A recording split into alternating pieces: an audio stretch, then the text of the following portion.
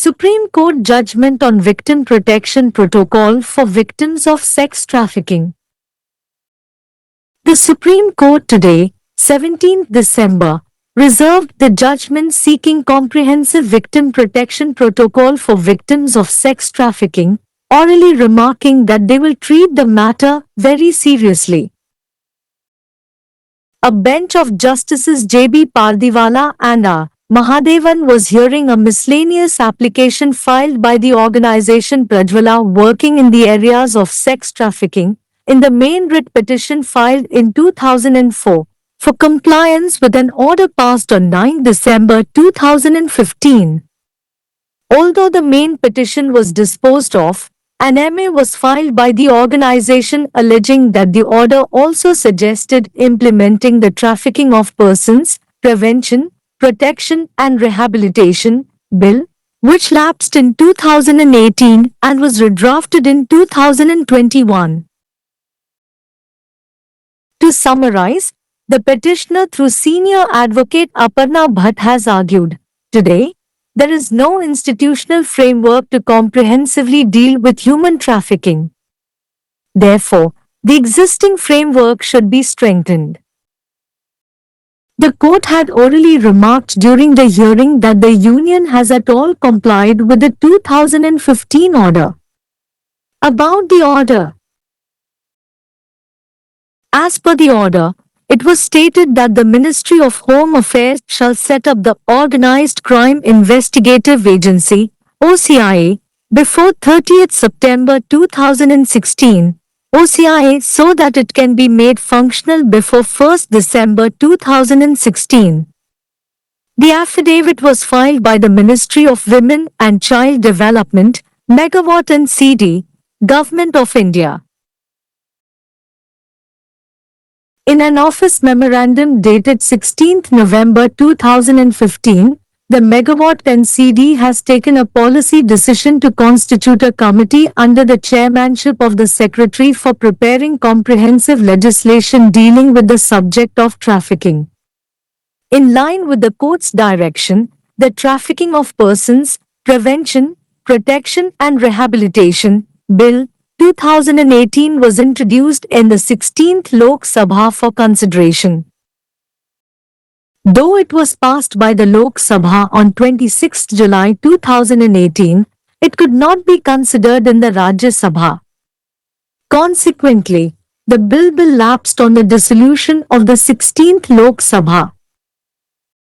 Change of Union's stance pursuant to the court's order. Subsequently, Union filed an affidavit stating that instead of establishing a new agency, the National Investigation Agency would be assigned this responsibility at the national level.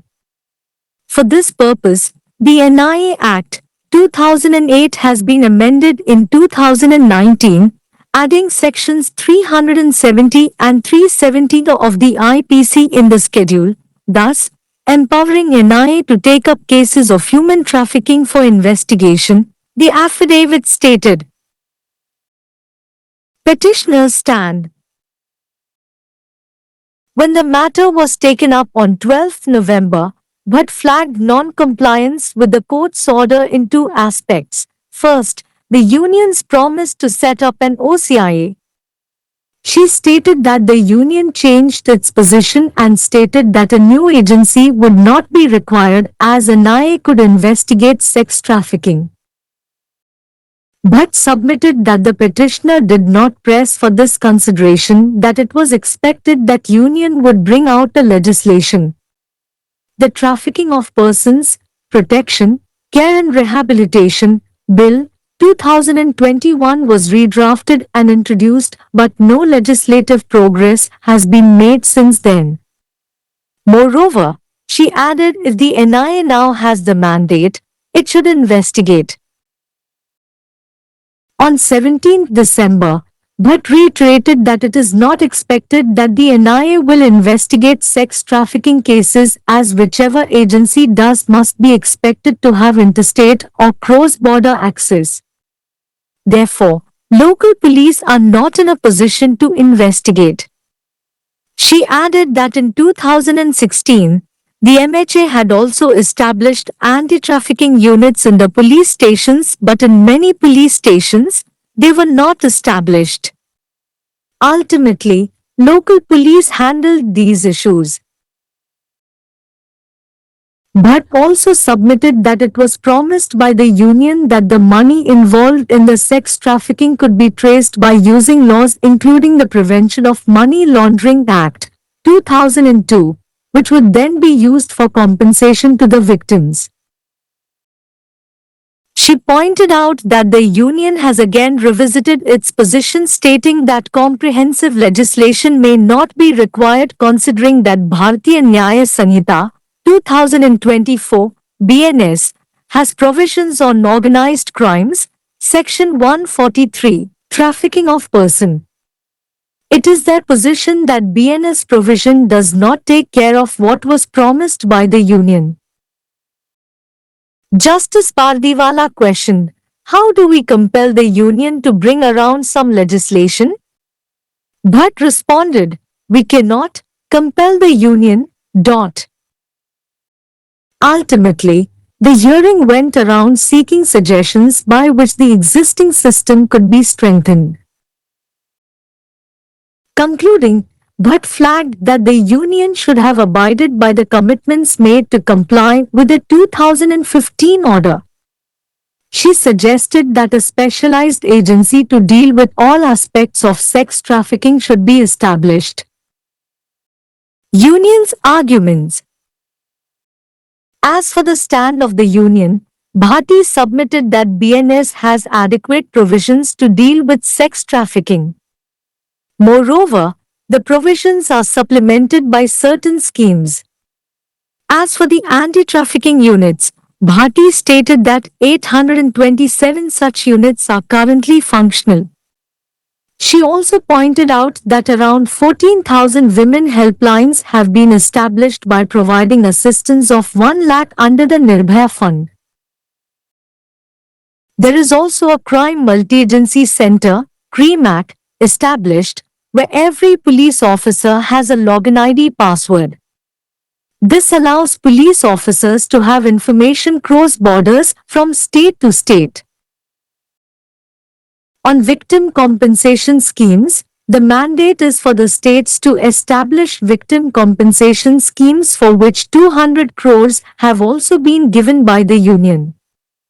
Bharti also spoke about the Shaktisdan scheme for providing shelter to victims of sex trafficking, which is run on 60-40 fund sharing between the union and states. As per her argument, 460 such shelter homes are currently being operational across the country. Psychological and health-related counseling, skill development, and educational and vocational training are also provided in Shaktisdan, which is a part of the Mission Shakti scheme. However, Bhatt objected that the shelter homes should not merge the requirements of those who need the facilities of correctional homes and those who need protection. She pointed out that often the victims of sex trafficking are those who are HIV positive.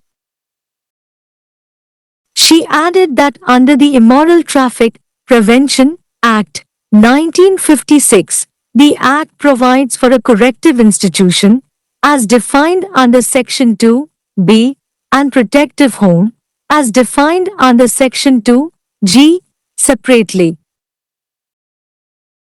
Justice Pardiwala, reading Section 21 of the Act, stated that establishing protective homes and corrective institutions may not be mandatory as the legislation uses the word may establish.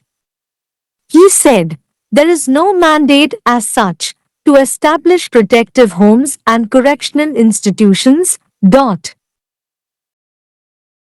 Case details, Prajwala v. Union of India, MA 530-022 in W.P.C. number 56/2004.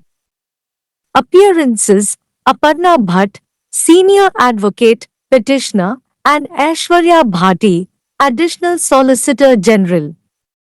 பாலியல் கடத்தலில் பாதிக்கப்பட்டவர்களுக்கான பாதிக்கப்பட்ட பாதுகாப்பு நெறிமுறை குறித்து உச்ச நீதிமன்ற தீர்ப்பு. பாலியல் கடத்தலில் பாதிக்கப்பட்டவர்களுக்கான விரிவான பாதிக்கப்பட்ட பாதுகாப்பு நெறிமுறையை கோரும் தீர்ப்பை உச்ச நீதிமன்றம் இன்று டிசம்பர் 17 ஒத்திவைத்தது. அவர்கள் இந்த விஷயத்தை மிக தீவிரமாக நடத்துவார்கள் என்று வாய்மொழியாக குறிப்பிட்டது. நீதிபதிகள் ஜே.பி. பார்திவாலா மற்றும் ஆஷு மகாதேவன் ஆகியோர் அடங்கிய அமர்வு 2004 ஆண்டு டிசம்பர் 9, 2015 அன்று பிறப்பிக்கப்பட்ட உத்தரவுக்கு இணங்க கோரி 2004 ஆண்டு தாக்கல் செய்யப்பட்ட முக்கிய ரிட் மனுவில் பாலியல் கடத்தல் துறைகளில் பணியாற்றும் பிரஜ்வாலா என்ற அமைப்பு தாக்கல் செய்த இதர விண்ணப்பத்தை விசாரித்தது. முக்கிய மனு தள்ளுபடி செய்யப்பட்டது. ஆட்கடத்தலை அமல்படுத்தவும் உத்தரவில் பரிந்துரைக்கப்பட்டதாக அந்த அமைப்பால் எம்.ஏ. தடுப்பு, பாதுகாப்பு மற்றும் மறுவாழ்வு மசோதா 2018 இல் காலாவதியானது மற்றும் 2021 இல் மீண்டும் வரையப்பட்டது. சுருக்கமாக, மூத்த வழக்கறிஞர் அபர்ணா பட் மூலம் மனுதாரர் வாதிட்டார். என்று மனித கடத்தலை முழுமையாக கையாள்வதற்கான எந்த நிறுவன கட்டமைப்பும் இல்லையூட். எனவே தற்போதுள்ள கட்டமைப்பை பலப்படுத்த வேண்டும். 2015 ஆண்டின் உத்தரவை யூனியன் முழுமையாக கடைபிடித்துள்ளது என்று விசாரணையின் போது நீதிமன்றம் வாய்மொழியாக குறிப்பிட்டது. ஆர்டர் பற்றி. உத்தரவின்படி உள்துறை அமைச்சகம் செப்டம்பர் 30, 2016க்கு முன் ஒழுங்கமைக்கப்பட்ட குற்றப் புலனாய்வு முகமை OCIA அமைக்கப்படும் என்று கூறப்பட்டது. OCIA அது டிசம்பர் 1, 2016க்கு முன் செயல்படும். பெண்கள் மற்றும் குழந்தைகள் மேம்பாட்டு அமைச்சகம் மெகாவாட் CD இந்திய அரசாங்கத்தால் தாக்கல் செய்யப்பட்டது. நவம்பர் 16, 2015 தேதியிட்ட அலுவலக குறிப்பில் மெகாவாட் CD ஆட்கடத்தல் விஷயத்தை கையாள்வதற்கான விரிவான சட்டத்தை தயாரிப்பதற்காக செயலாளரின் தலைமையில் ஒரு குழுவை அமைப்பதற்கான கொள்கை முடிவை எடுத்துள்ளது. நீதிமன்றத்தின் வழிகாட்டுதலுக்கு இணங்க 16வது மக்களவையில் பரிசீலனைக்காக ஆட்களை கடத்தல், தடுப்பு, பாதுகாப்பு மற்றும் மறுவாழ்வு மசோதா 2018 அறிமுகப்படுத்தப்பட்டது. ஜூலை 26, 2018 அன்று மக்களவையில் நிறைவேற்றப்பட்டாலும் ராஜ்யசபாவில் அதை பரிசீலிக்க முடியவில்லை. இதன் விளைவாக 16வது மக்களவை கலைக்கப்பட்டதில் மசோதா காலாவதியானது. நீதிமன்றத்தின் உத்தரவுக்கு இணங்க ஒன்றியத்தின் நிலைப்பாட்டில் மாற்றம். இதையடுத்து யூனியன் ஒரு பிரமாண பத்திரத்தை தாக்கல் செய்து புதிய ஏஜென்சியை நிறுவுவதற்கு பதிலாக தேசிய புலனாய்வு முகமைக்கு தேசிய அளவில் இந்த பொறுப்பு ஒதுக்கப்படும். இந்த நோக்கத்திற்காக NIA சட்டம் 2008-2019 இல் திருத்தப்பட்டது. அட்டவணையில் IPC இன் பிரிவுகள் 370 மற்றும் 37 சேர்த்தது. இதனால் மனித கடத்தல் வழக்குகளை விசாரணைக்கு எடுத்துக்கொள்வதற்கு NIA-க்கு அதிகாரம் அளிக்கிறது என்று பிரமாண பத்திரத்தில் குறிப்பிடப்பட்டுள்ளது. மனுதாரரின் நிலைப்பாடு. நவம்பர் 12 அன்று இந்த விவகாரம் எடுத்துக் கொள்ளப்பட்டபோது 2 அம்சங்களில் நீதிமன்றத்தின் உத்தரவுக்கு இணங்கவில்லை என்று பட்கொடியிட்டார். முதலாவதாக OCIA அமைப்பதற்கான யூனியனின் வாக்குறுதி. யூனியன் தனது நிலைப்பாட்டை மாற்றிக்கொண்டதாகவும் பாலியல் கடத்தலை எனையே விசாரிக்க முடியும் என்பதால் புதிய ஏஜென்சி தேவைப்படாது என்றும் அவர் கூறினார். யூனியன் ஒரு சட்டத்தை கொண்டுவரும் என்று எதிர்பார்க்கப்பட்டதால் இந்த பரிசீலனைக்கு மனுதாரர் அழுத்தம் கொடுக்கவில்லை என்று பட் சமர்ப்பித்தார். ஆட்களை கடத்தல், பாதுகாப்பு, பராமரிப்பு மற்றும் மறுவாழ்வு மசோதா 2021 மீண்டும் தயாரிக்கப்பட்டு அறிமுகப்படுத்தப்பட்டது. ஆனால் அதன் பின்னர் எந்த சட்ட முன்னேற்றமும் ஏற்படவில்லை. மேலும் என்ஐஏவுக்கு இப்போது ஆணை இருந்தால் அது விசாரிக்க வேண்டும் என்றும் அவர் கூறினார். டிசம்பர் 17 அன்று பாலியல் கடத்தல் வழக்குகளை என்ஐஏ விசாரிக்கும் என்று எதிர்பார்க்கப்படவில்லை என்று மீண்டும் வலியுறுத்தினார். ஏனெனில் எந்த ஏஜென்சி செய்தாலும் மாநிலங்களுக்கு இடையேயான அல்லது எல்லை தாண்டிய அணுகலை எதிர்பார்க்க வேண்டும். எனவே உள்ளூர் போலீசார் விசாரிக்க முடியாத நிலையில் உள்ளனர். 2016ஆம் ஆண்டில் ஏமேச்சே காவல் நிலையங்களில் ஆட்கடத்தல் தடுப்பு பிரிவுகளை நிறுவியதாகவும் ஆனால் பல காவல் நிலையங்களில் அவை நிறுவப்படவில்லை என்றும் அவர் மேலும் கூறினார். இறுதியில் உள்ளூர் போலீசார் இந்த பிரச்சினைகளை கையாண்டனர். பண மோசடி தடுப்புச் சட்டம் 2002 உள்ளிட்ட சட்டங்களை பயன்படுத்தி பாலியல் கடத்தலில் ஈடுபட்டுள்ள பணத்தை கண்டுபிடிக்க முடியும் என்று யூனியன் உறுதியளித்ததாகவும் பட் சமர்ப்பித்துள்ளார்.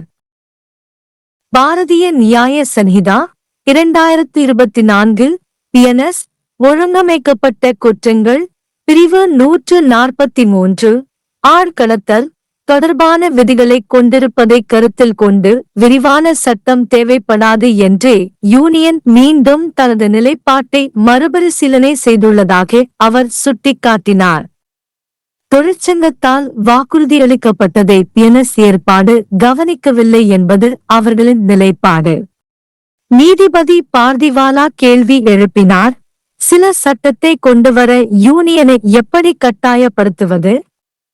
பட் பதிலளித்தார், நாங்கள் யூனியனை வற்புறுத்த முடியாது. இறுதியில் தற்போதுள்ள அமைப்பை வலுப்படுத்தக்கூடிய பரிந்துரைகளை கேட்டு விசாரணை நடத்தப்பட்டது. முடிவில் 2015 ஆணைக்கு இணங்க செய்யப்பட்ட உறுதிமொழிகளுக்கு யூனியன் கட்டுப்பட்டிருக்க வேண்டும் என்று பட் கொடியேற்றினார். பாலியல் கடத்தலின் அனைத்து அம்சங்களையும் கையாள்வதற்கான ஒரு சிறப்பு நிறுவனம் நிறுவப்பட வேண்டும் என்று அவர் பரிந்துரைத்தார். சங்கத்தின் வாதங்கள். யூனியனின் நிலைப்பாட்டை பொறுத்தவரை பாலின கடத்தலை கையாள்வதற்கு பிஎன்எஸ் போதுமான ஏற்பாடுகளை கொண்டுள்ளது என்று பதி சமர்ப்பித்தார். மேலும் விதிகள் சில திட்டங்களால் கூடுதலாக வழங்கப்படுகின்றன. ஆட்கடத்தல் தடுப்பு பிரிவுகளை பொறுத்தவரை 827 இது போன்ற பிரிவுகள் தற்போது செயல்படுவதாக பதி கூறினார். நிர்பயா நிதியின் கீழ் 1 லட்சம் உதவி வழங்குவதன் மூலம் சுமார் 14,000 பெண்கள் ஹெல்ப்லைன்கள் நிறுவப்பட்டுள்ளதாகவும் அவர் சுட்டிக்காட்டினார். கிரைம் மல்டி ஏஜென்சி சென்டர் கிரிமேக் நிறுவப்பட்டுள்ளது. அங்கு ஒவ்வொரு காவல்துறை அதிகாரிக்கும் உள்நுழைவுடி கடவுச்சொல் உள்ளது. இதன் மூலம் காவல்துறை அதிகாரிகளுக்கு மாநிலம் முதல் மாநிலம் வரை எல்லை தாண்டிய தகவல்களை பெற முடியும். பாதிக்கப்பட்ட இழப்பீட்டு திட்டங்களில் மாநிலங்கள் பாதிக்கப்பட்ட இழப்பீட்டு திட்டங்களை நிறுவ வேண்டும். அதற்காக யூனியன் மூலம் 200 கோடிகள் வழங்கப்பட்டுள்ளன. யூனியன் மற்றும் மாநிலங்களுக்கு இடையே 60 முதல் 40 வரை நிதி பகிர்வில் இயங்கும் பாலியல் கடத்தலால் பாதிக்கப்பட்டவர்களுக்கு தங்குமிடம் வழங்குவதற்கான சக்திசதன் திட்டத்தை பற்றியும் பாடி பேசினார். அவரது வாதத்தின்படி தற்போது நாடு முழுவதும் இது போன்ற 460 தங்குமிடங்கள் செயல்படுகின்றன. மிஷன் சக்தி திட்டத்தின் ஒரு பகுதியான சக்திசதனில் உளவியல் மற்றும் ஆரோக்கியம் தொடர்பான ஆலோசனைகள், திறன் மேம்பாடு மற்றும் கல்வி மற்றும் தொழிற்பயிற்சி ஆகியவையும் வழங்கப்படுகின்றன. எவ்வாறாயினும் சீர்திருத்த இல்லங்களின் வசதிகள் தேவைப்படுபவர்கள் மற்றும் பாதுகாப்பு தேவைப்படுபவர்களின் தேவைகளை தங்குமிடங்கள் ஒன்றிணைக்கக்கூடாது என்று பட் எதிர்த்தார். எச்ஐவியால் பாதிக்கப்பட்டவர்களே பெரும்பாலும் பாலியல் கடத்தலுக்கு ஆளாகிறார்கள் என்று அவர் சுட்டிக்காட்டினார். ஒழுக்கக்கேடான போக்குவரத்து தடுப்பு சட்டம் 1956 இன் கீழ் சட்டம் ஒரு திருத்தம் செய்யும் நிறுவனம் பிரிவு 2 இன் கீழ் வரையறுக்கப்பட்டுள்ளது மற்றும் பாதுகாப்பு இல்லம் பிரிவு 2 G இன் கீழ் வரையறுக்கப்பட்டுள்ளது, தனித்தனியாக வழங்குகிறது.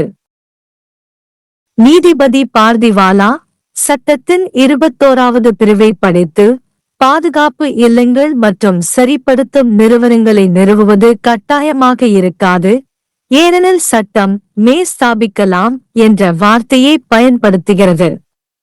அவர் கூறினார், பாதுகாப்பு வீடுகள் மற்றும் சீர்திருத்த நிறுவனங்களை நிறுவுவதற்கு எந்த ஆணையம் இல்லையு.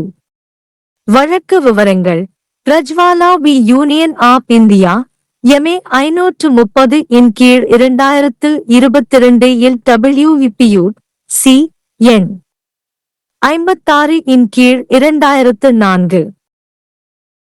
தோன்றியவர்கள் அபர்ணா பட், மூத்த வழக்கறிஞர், மனுதாரர், மற்றும் ஐஸ்வர்யா பாடி, கூடுதல் சொலிசிட்டர் जनरल. यौन तस्करी के पीड़ितों के लिए पीड़ित संरक्षण प्रोटोकॉल पर सुप्रीम कोर्ट का फैसला।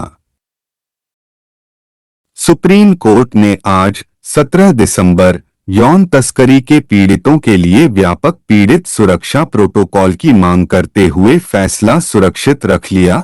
मौखिक रूप से टिप्पणी की कि वे इस मामले को बहुत गंभीरता से लेंगे।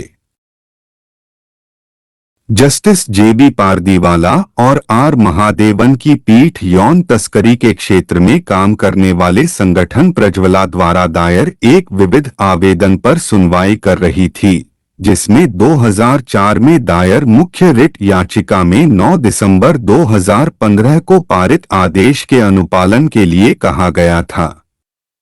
हालांकि मुख्य याचिका का निपटारा कर दिया गया था, लेकिन संगठन द्वारा एक एमए दायर किया गया था जिसमें आरोप लगाया गया था कि आदेश में मानव तस्करी, रोकथाम, संरक्षण और पुनर्वास विधेयक को लागू करने का भी सुझाव दिया गया था, जो 2018 में समाप्त हो गया था और 2021 में फिर से तैयार किया गया था। संक्षेप में, वरिष्ठ अधिवक्ता अपर्णा भट्ट के माध्यम से याचिकाकर्ता ने तर्क दिया है, आज मानव तस्करी से व्यापक रूप से निपटने के लिए कोई संस्थागत ढांचा नहीं है, इसलिए मौजूदा ढांचे को मजबूत किया जाना चाहिए। सुनवाई के दौरान न्यायालय ने मौखिक रूप से टिप्पणी की थी कि संघ ने 2015 के आदेश का अनुपालन किया है। आदेश के बारे में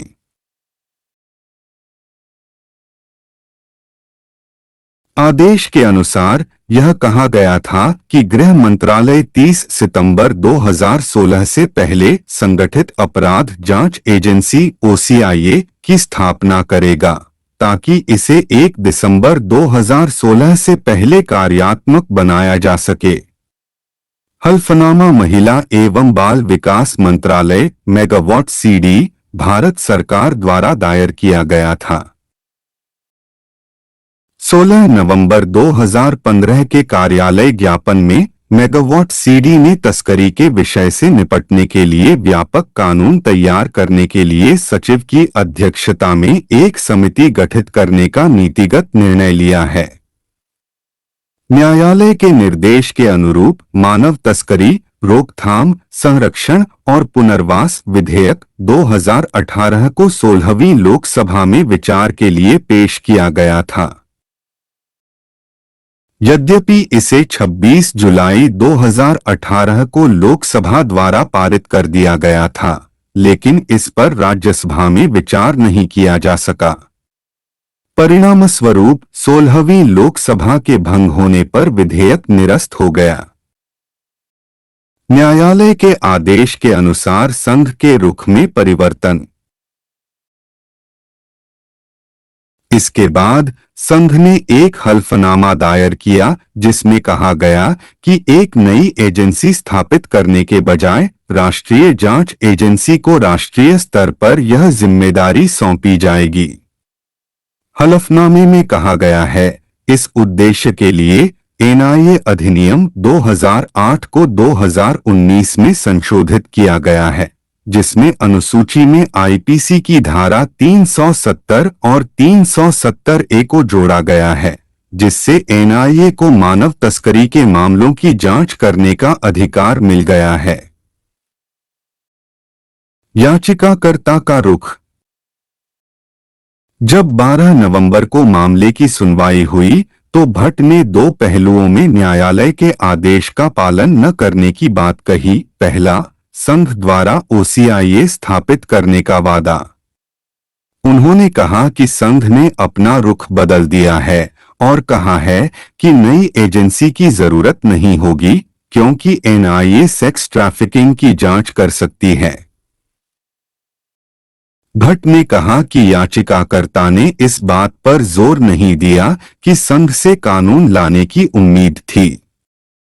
व्यक्तियों की तस्करी, संरक्षण, देखभाल और पुनर्वास विधेयक 2021 को फिर से तैयार किया गया और पेश किया गया, लेकिन तब से कोई विधायी प्रगति नहीं हुई है। इसके अलावा उन्होंने कहा कि अगर एनआईए के पास अब अधिकार है तो उसे जांच करनी चाहिए। 17 दिसंबर को भट्ट ने दोहराया कि यह उम्मीद नहीं है कि एनआईए सेक्स ट्रैफिकिंग के मामलों की जांच करेगी क्योंकि जो भी एजेंसी करेगी उसके पास अंतर्राज्यीय या सीमा पार पहुंच होनी चाहिए। इसलिए स्थानीय पुलिस जांच करने की स्थिति में नहीं है। उन्होंने कहा कि 2016 में गृह मंत्रालय ने पुलिस स्टेशनों में तस्करी विरोधी इकाइयां भी स्थापित की थीं, लेकिन कई पुलिस स्टेशनों में वे स्थापित नहीं थीं। अंततः स्थानीय पुलिस ने इन मुद्दों को संभाला। भट्ट ने यह भी कहा कि संघ ने वादा किया था कि यौन तस्करी में शामिल धन का पता धन शोधन निवारण अधिनियम 2002 सहित कानूनों का उपयोग करके लगाया जा सकता है, जिसका उपयोग पीड़ितों को मुआवजा देने के लिए किया जाएगा। उन्होंने बताया कि संघ ने फिर से अपनी स्थिति पर पुनर्विचार किया है, जिसमें कहा गया है कि व्यापक कानून की आवश्यकता नहीं हो सकती है क्योंकि भारतीय न्याय संहिता 2024 बीएनएस में संगठित अपराधों धारा 143 मानव तस्करी पर प्रावधान है। उनका कहना है कि बीएनएस प्रावधान संघ द्वारा किए गए वादे का ध्यान नहीं रखता है। न्यायमूर्ति पारदीवाला ने सवाल किया, हम संघ को कोई कानून लाने के लिए कैसे बाध्य कर सकते हैं? भट्ट ने जवाब दिया, हम संघ को बाध्य नहीं कर सकते। अंततः सुनवाई में सुझाव मांगे गए जिससे मौजूदा प्रणाली को मजबूत किया जा सके। समापन करते हुए भट्ट ने कहा कि संघ को 2015 के आदेश का पालन करने के लिए की गई प्रतिबद्धताओं का पालन करना चाहिए था। उन्होंने सुझाव दिया कि यौन तस्करी के सभी पहलुओं से निपटने के लिए एक विशेष एजेंसी स्थापित की जानी चाहिए।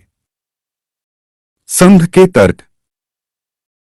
संघ के रुख के बारे में भाटी ने कहा कि बीएनएस के पास यौन तस्करी से निपटने के लिए पर्याप्त प्रावधान हैं। इसके अलावा प्रावधानों को कुछ योजनाओं द्वारा पूरक बनाया गया है।